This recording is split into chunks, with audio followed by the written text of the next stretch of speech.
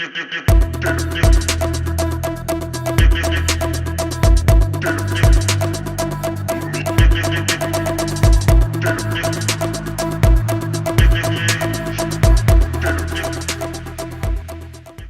वालेकुम एवरीवन, क्या हाल है आपके? फ़वाद, क्या हालात चल रहे हैं सोलर मार्केट में? डॉलर कुछ ऊपर की तरफ जा रहा है, सोलर पैनल की प्राइसेस कहाँ पे रुकी हुई हैं? और अगर हम कंप्लीट सिस्टम को देखें, सोलर सिस्टम को, जिसमें स्ट्रक्चर भी आता है, आपका वायरिंग भी आती है, तो जो पर किलोवाट की कॉस्ट आती है वो कहाँ पे चल रही है आजकल? देखें, सोलर पैनल्स की प्राइसेस तो इम्पोर्टर्स ने बढ़ा दी हैं। पिछले 3 से 4 दिनों की अगर हम बात करें तो उसमें जो डॉलर में इंक्रीमेंट आया उसकी ऐसे इम्पोर्टर्स ने सोलर पैनल्स के रेट बढ़ाए हैं। किसी ने 2 रुपये बढ़ाए हैं, किसी ने 5 रुपये बढ़ाए हैं, किसी ने 8 रुपये बढ़ाए हैं।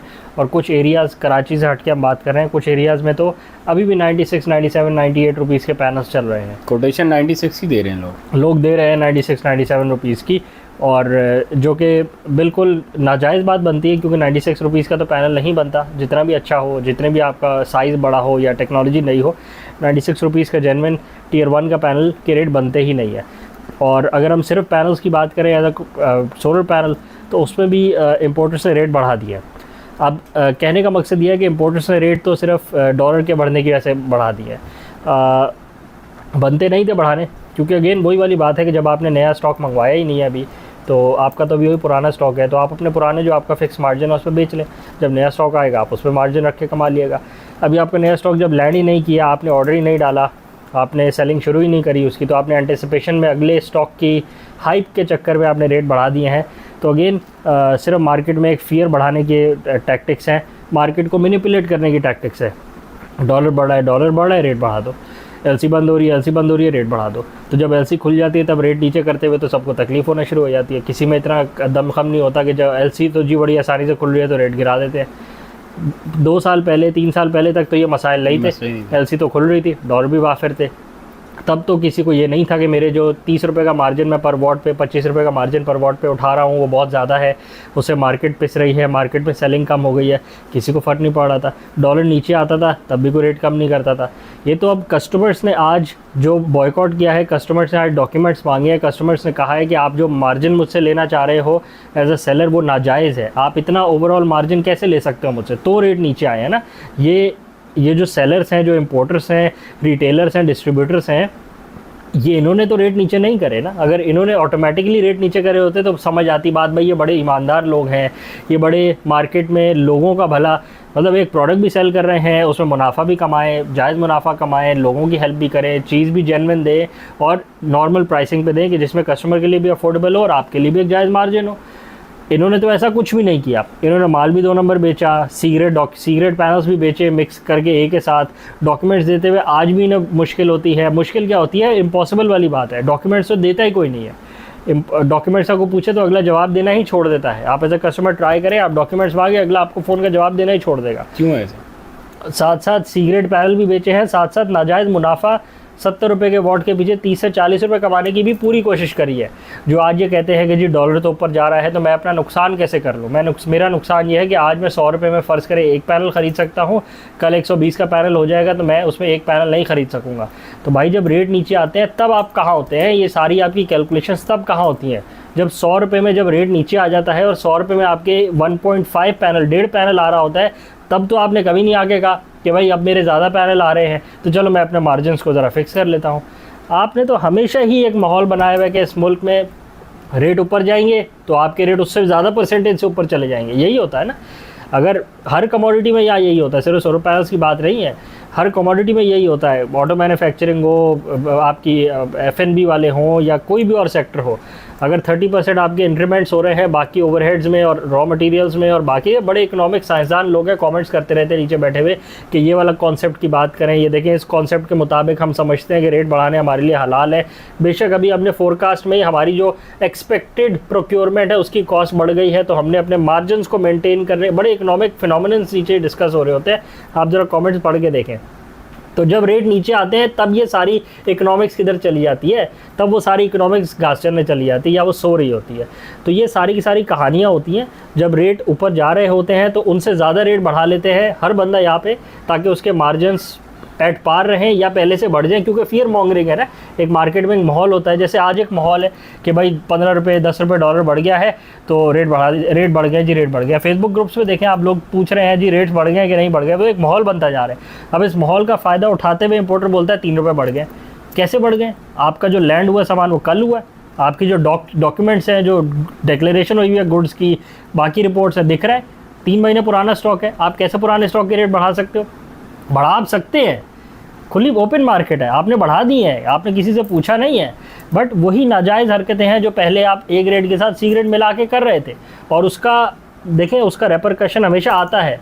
जब कस्टमर को बात पता लगती है तो कस्टमर की जो सबसे बड़ी पावर है वो परचेजिंग पावर है, कस्टमर परचेजिंग पावर रोक देता है। जब आपका माल बिकना रुक जाता है, आपको तब समझ आती है कि मैंने ज़्यादती करी है। अगर तो आपने ज़्यादती ना करी हो तो फिर तो कोई फ़र्क नहीं आना चाहिए आप पे ना, बट आपने ज़्यादती करी होती है कस्टमर्स के साथ। 70 रुपये वाली चीज़ 120 130 पे ले जाके आप बेचते हैं, आपको फ़र्क ही नहीं पड़ता। डॉलर ऊपर नीचे की कहानियाँ सब सेपरेट है।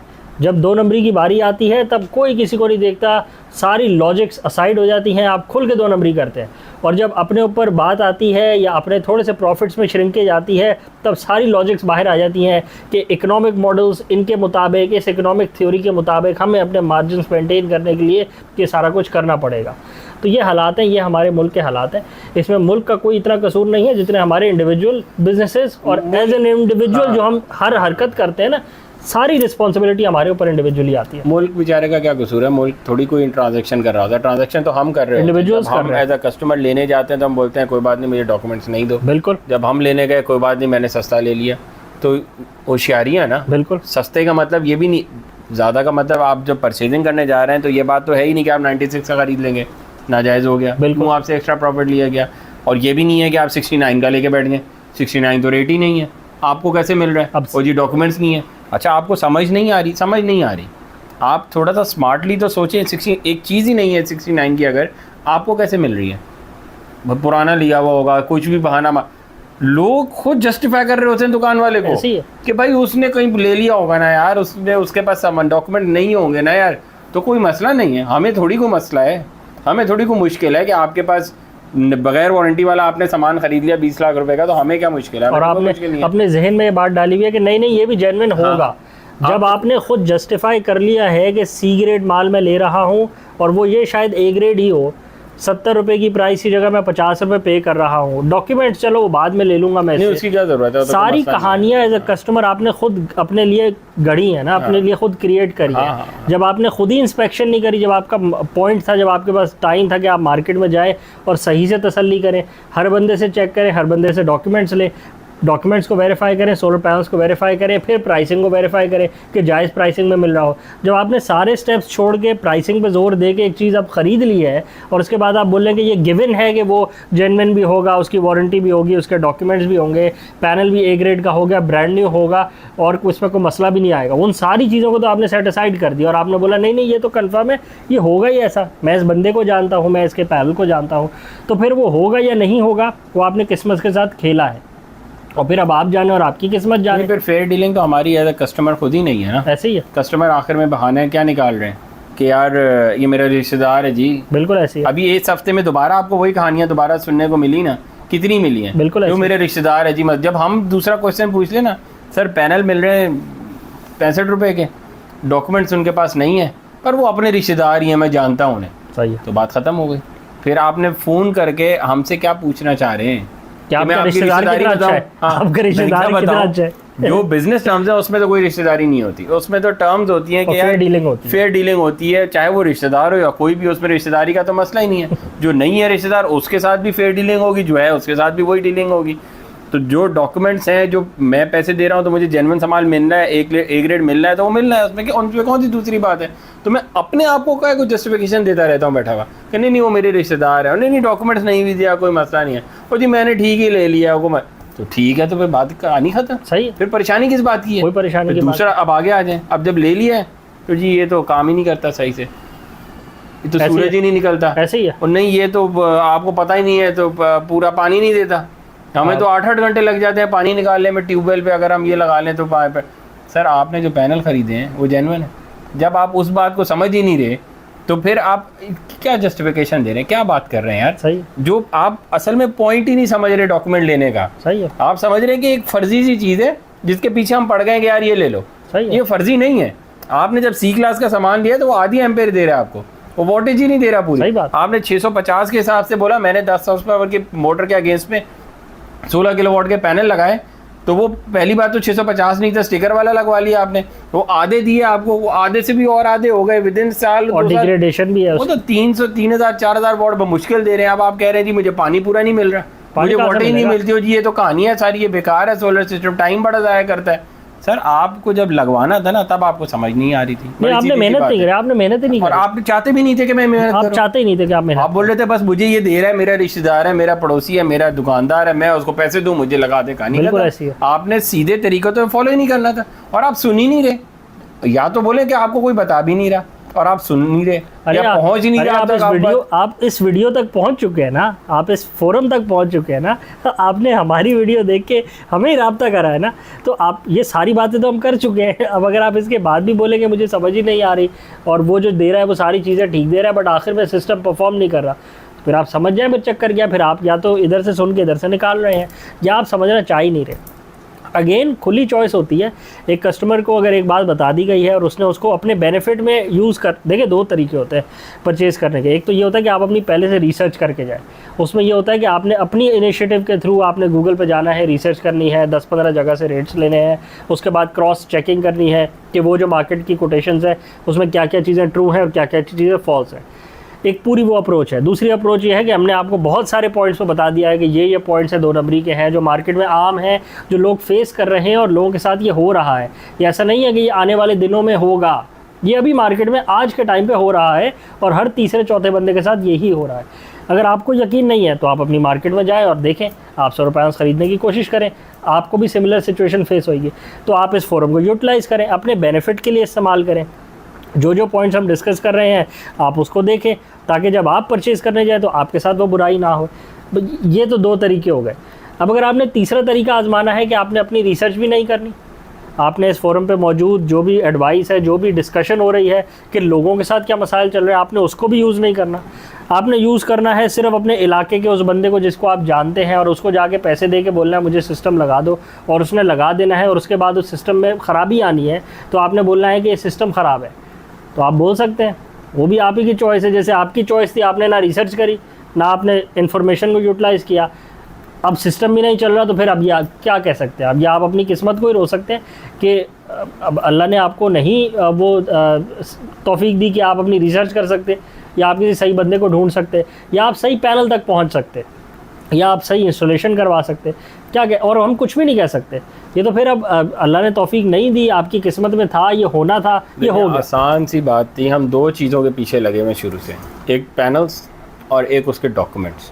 अगर आप इन 2 चीज़ों को पकड़ लें तो पूरे सोलर सिस्टम के 80% 90% आपके पैसे भी बच जाते हैं, और जो आपके साथ हाथ होने के चांसेस है ना वो बहुत कम हो जाते हैं। बिल्कुल ऐसी है। आपने डॉक्यूमेंट्स ले लिए, वेरीफाई करवा लिए, पैनल जेन्युइन मिल गए आपको, चाहे इंस्टॉलर आपका हल्के से हल्का भी होगा ना तो क्या ज़ाया करा देगा, आपका दाता वायर हल्की लगवा देगा, इंस्टॉलेशन में इशू कर देगा, सिस्टम रुक जाएगा। जो 80% कॉस्ट ऑफ द पैनल है वो तो फिर भी सेफ पड़े हुए हैं ना। आप किसी और इलेक्ट्रिशियन को बुलवाएंगे, आप उससे इंस्टॉल करवा के ठीक करवा लेंगे अपना सिस्टम। एक दफ़ा आपने पैनल ही सी क्लास खरीद लिया ना, कहानी आपकी क्लोज हो गई। फिर आप जिस मर्जी इलेक्ट्रिशियन को बुला लें, जिस मर्जी को फ़ोन करके बोल दें नहीं ये पैनल जेन्युइन थे, इसमें सिर्फ डॉक्यूमेंट्स ही नहीं थे, आप तो दुकान वाले या आप उस बंदे की वो प्रमोशन कर रहे हैं ना, या आप तो उसकी साथ उसकी लाइन में आ गए सपोर्टर। तो फिर आप टेंशन किस बात की ले रहे हैं? फिर आप रहे रिलैक्स, फिर आप रिलैक्स भी क्यों नहीं है? आप पॉइंट समझ रहे हैं? बिल्कुल। आप बात भी उसकी कर रहे हैं कि हाँ वो ठीक कह रहा है, उसके बाद डॉक्यूमेंट नहीं है, फिर आपको परेशानी किस बात की है? या तो आप सेटिस्फाई होने चाहिए थे ना, आपको तो वो चीज़ सेटिस्फाई भी नहीं कर रही, तो फिर आप किसको सेटिस्फाई करना चाह रहे हैं? खुद तो आप हो नहीं पा रहे, आप बात भी वही करे जा रहे हैं। अजीब सी कंफ्यूजन चल रही है मार्केट। बिल्कुल ऐसी है कि पैनल भी चाहिए, विदाउट डॉक्यूमेंट भी हमें समझ आ रहे हैं क्योंकि वो 2 रुपए सस्ते दे रहे हैं, दिमाग वहीं फंसा हुआ है, 2 रुपए बच जाएंगे किसी तरह मेरे, सारा जोर सस्ते और बस मुझे बाद में रोना, और लेने के बाद रोना तो ना, क्योंकि वो चीज़ परफॉर्म नहीं कर रही ना, और नहीं करनी, और वो परफॉर्म इसलिए नहीं कर रही क्योंकि वो चीज़ जेन्युइन नहीं है, इसमें और कोई तीसरी कहानी नहीं है। अच्छा आगे आ जाते हैं यार। पूरा पैलेट भी ले लेना अगर आप, 1 रुपए के पीछे 17,000 का फ़र्क आता है, 2 रुपए के पीछे 35,000 रुपये बचा लिया आपने, ₹4 के पीछे 80,000 ₹60,000 बचा लिए। कौन सा तीर मार लिया विदाउट डॉक्यूमेंट्स लेके आपने? नहीं, वो तो पूरा जो आपने 17 लाख रुपए 13-14 लाख रुपए आपने लगाए, वो सारे ही जाया हो, सारी जाया हुए ना 30,000 बचाने के लिए। 30-40 हज़ार का मसला नहीं है। ये आपकी समझ आपने है। पैनल जहाँ से लेना है मर्जी आप वहाँ से ले। आप उकाड़ा में रहते हैं, आप उकाड़ा से ले। आप उकाड़ा में रहते हैं, आपने कोयटा से लेना है, आप कोयटा से ले। आप उकाड़ा में रहते हैं, आपने कराची से लेना है, लाहौर से लेना है, इस्लामाबाद, आपने जहाँ से मर्जी लेने हैं ले। आप कोई मसला ही नहीं है, जिससे मर्जी लेने हैं ले, जिस कंपनी के लेने हैं उसके मर्जी ले, लॉन्गी के, जिंको के, ट्रीना के, राइजन के, जिसके मर्जी लेने हैं आप ले, कोई फ़र्क ही नहीं पड़ता, जिस वोटेज के लेने हैं ले। अगर आपने जेन्युइन पैनल्स लेने हैं तो तरीक़ेकार को फॉलो कर लें, बेशक जिससे मर्जी लें, आप जिस मर्जी रेट पे लें। बहुत सारी कंपनीज हैं और है जिससे लोगों के मर्जी पास, लेना है कोई ले। एक ही बंदा थोड़ी मंगवा रहा है डॉक्यूमेंट्स के साथ। बट आपने ढूंढना तो आपने है ये तो ना। आपकी गलती है ना कि आप डॉक्यूमेंट्स मांगते ही नहीं है, या आपको अगला डॉक्यूमेंट्स नहीं देता तो आप बोलते हैं कोई भी नहीं डॉक्यूमेंट्स दे रहा, चलो बस इसी से ले लेते हैं, या आप तलाश ही नहीं करते। देखिए, अच्छी चीज़ ढूंढने में इस मुल्क में आपको मेहनत करनी पड़ेगी, क्योंकि पैसे आपके हैं। अगर आप नहीं मेहनत करेंगे तो नुकसान आप ही का होगा, एज ए कस्टमर आपका होगा, क्योंकि आपको जेन्युइन सामान नहीं मिलेगा। बस इतनी सी बात है, कोई इससे ज़्यादा बड़ी लंबी चौड़ी बात नहीं है कि आप बोलें कि मैं मेहनत भी नहीं करूँगा और मुझे पैनल्स भी जेन्युइन मिल जाएंगे, और मेरे जो पैसे मैं जाके कस्टमर को देना चाह रहा हूँ, दुकानदार को देना चाह रहा हूँ, उसमें कोई दो नंबरी नहीं होगी मेरे साथ। ऐसी कहानी नहीं है।